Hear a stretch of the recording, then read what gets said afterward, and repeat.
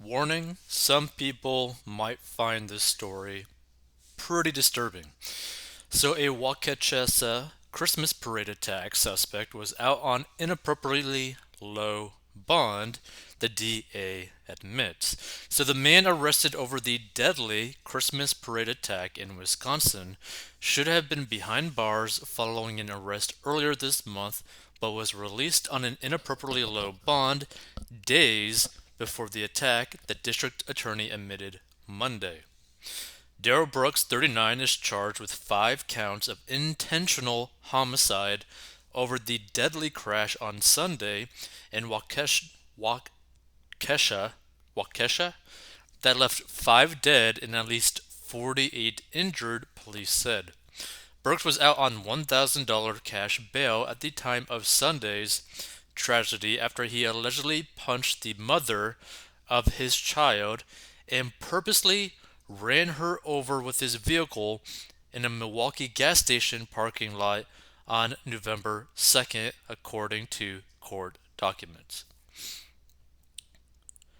So, again, this is allegedly, but just imagine the type of individual, right, that allegedly, again, punches the mother of their own kid and ran her over.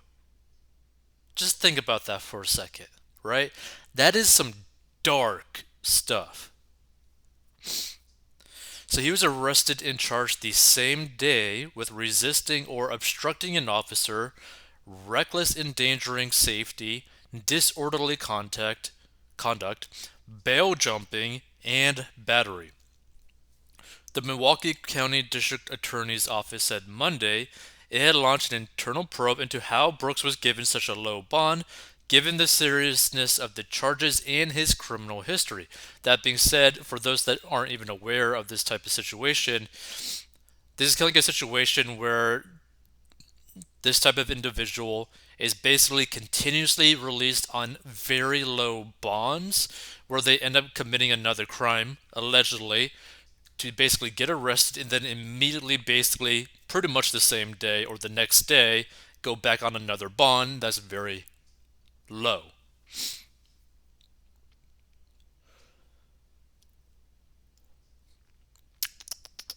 Okay. So the state's bail recommendation in this case was inappropriately low in light of the nature of the recent charges and pending charges against Mr. Brooks, and the DA's office said in a statement. The bail recommendation in this case is not consistent with the approach of the Milwaukee County District Attorney's Office toward matters involving violent crime, nor was it consistent with the risk assessment of the defendant prior to setting of bail. This office is currently conducting an internal review of the decision to make the recent bail recommendation in this matter in order to determine the appropriate next steps. But again, the issue is actually this is very commonplace and this has happened multiple times, right? This wasn't just like a one time thing, this happened multiple times. So Brooks also had another pending case in Milwaukee from July last year, in which he is charged with reckless endangering and illegal possession of a firearm, court documents show. Police said they were called to Brooks' home after he allegedly fired his gun during a dispute with his nephew on July 24th. His cash bail in that case was initially set at $10,000 before being reduced to $7,500, the DA's office said, which again, this is potentially a violent thing. And again, why is he firing a gun that he is illegally possessing, right? So this is again another situation where it could be viewed as pretty violent or potentially violent, and yet the bail, right, is still very low, right? So this is something that you got to really understand. Like, this is not a one-time thing.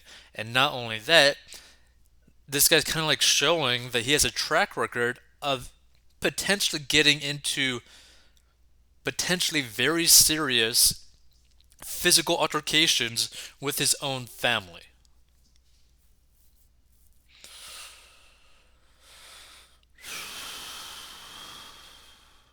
So So Brooks remained in custody before his scheduled trial was set to get underway in February when he made a demand for a speedy jury trial. The DA said that the demand couldn't be met, so the case was adjourned, and his bail was dropped to just $500, which he posted on February 21st. And so in Wisconsin, a defendant has the right to have his or her criminal case tried within a certain period of time if the defendant requests it, said Julius Kim, a Milwaukee based criminal defense attorney and former prosecutor. There are exceptions to this rule, but generally the time requirements must be adhered to, Kim said. In situations where a person remains in custody because of an inability to post bail, the court must release that person if the case isn't tried in time. Which is crazy because, again, he was in possession and fired an illegal firearm that he was not allowed to actually have. So Kim said, while bail in Brooks' first case is not uncommon, it happens occasionally because of court congestion.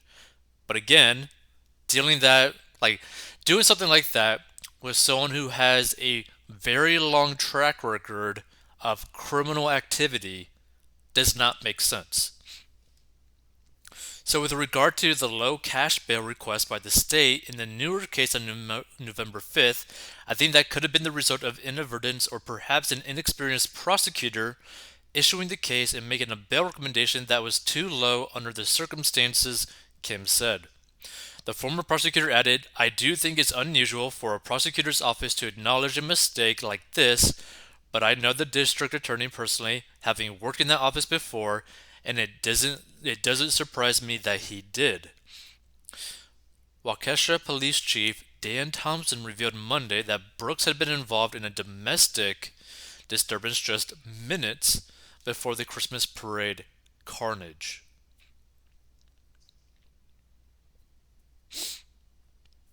Those killed in the rampage included 4 women ages 52 to 79 and an 81-year-old man. John Gross, associate professor at the University of Wisconsin Law School and the director of the Public Defender Project, said while he expects public outrage regarding Brooks' prior bail, he said Sunday's deadly incident was an aberration.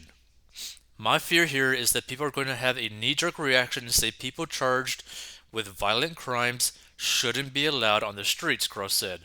They are presumed to be innocent, and we don't want to just lock people up because we think they might do something violent when they are out. And in fact, most studies show that it is very unlikely that someone who is out on bail, even if they're charged with a violent offense, is going to commit another violent offense. Now, that may or may not be true, but the thing is, when you have someone who has a very long criminal history, right, of multiple offenses, a lot of them dealing with violence or potential violence or alleged violence, right? Does it make sense to provide a very small bail when potentially the people that he is violent to are his own family, right? That's where it kind of gets into like a weird murky line, right? Because, okay, so then are you saying that his family, the safety of his own family, is not important at that point? Because someone who is willing to harm their own family is probably a little bit more likely to harm other people as well, right? Because if you're willing to harm your own family, you are more likely or probably are willing to harm other people other than your family as well. But again, I do agree that you shouldn't punish people because they might do something. The only thing is that bail setting was horrendous, right? And $500 is just absurd, okay? To put it like Frank, a $500 bail for a potentially violent offense is absurd, right? There's a lot of people who get set bails in like the tens of thousands, if not hundreds of thousands, for allegedly less crimes. Feel free to give your thoughts about this situation. It is a horrible situation that people got killed in this. Just honestly, it's more like a massacre.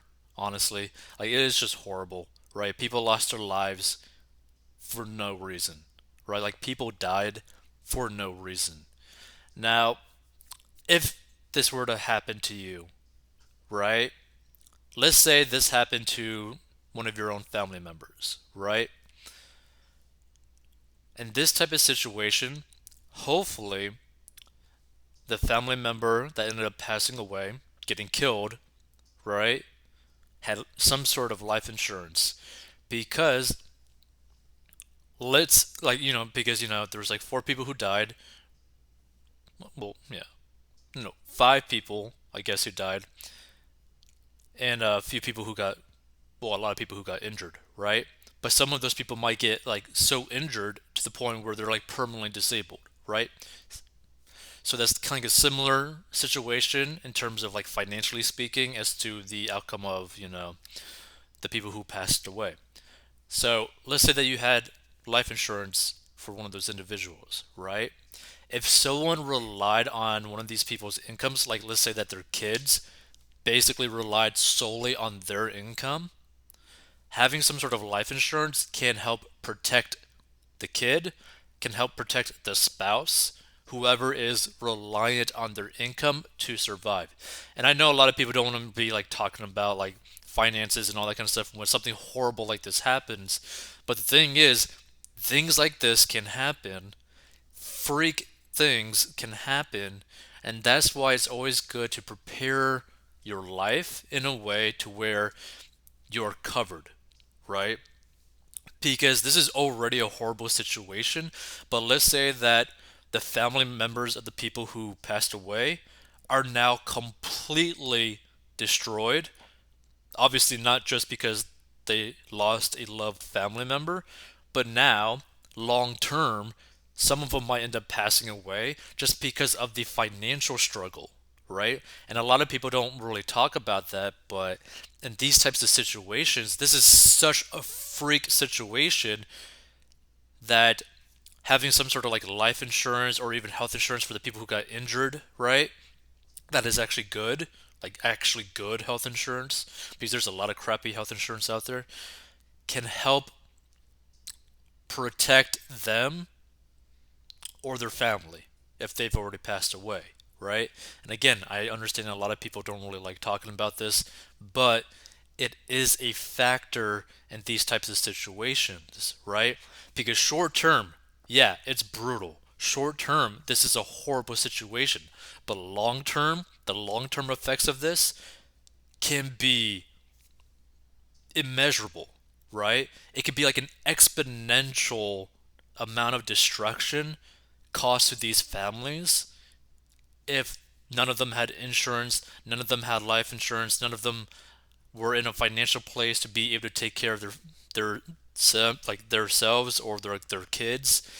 This is why everyone needs to do their best to get themselves in a situation where financially speaking they are healthy so that when freak things like this happen to them, it's bad, it's horrible, but the people who are still surviving from the aftermath can slowly start to move on instead of basically staying at this like basically depression level state that could cause, untold amounts of damage, right? Because it's not going to solve the problem, right? Like, having good life insurance, having good health insurance, making sure that you're debt free is not going to solve this problem, but it will make it easier to deal with the aftermath of something like this, right? Because then most of your time will be focused on grieving and not be like, oh my God, I can't even survive the next week and pay my bills. I don't even have enough food, like, enough money to pay for groceries for my kids, right? So you have like basically no time to actually grieve the situation because your financial situation is so dire that you can't even think about it. Right? Like that's a scary situation, and that could lead down to people getting addicted to drugs, people overdosing, people potentially like letting out their emotions against their own family, all kinds of stuff, right? Which is why a lot of times when you have a healthier financial situation, when you're debt free, when you have good insurance, when you have investments, all that kind of stuff, right? When your financial life is healthy, it makes it easier on you when you're dealing with these brutal situations. So if you want to learn how to get out of debt, go to 40bucks.com. And again, it doesn't solve the issue. And a lot of people might stumble upon this like, oh, who the hell cares about, money in this type of situation? The thing is, short term, this is massive amounts of destruction, a lot of emotional stuff, but there's some people who are affected by this that their financial situations are so dire that they can't even grieve from this situation. So I don't want anyone to be in that situation where you literally have no time to grieve, no time to actually deal with the emotions involved in this whole situation because you could end up potentially losing your own life long term.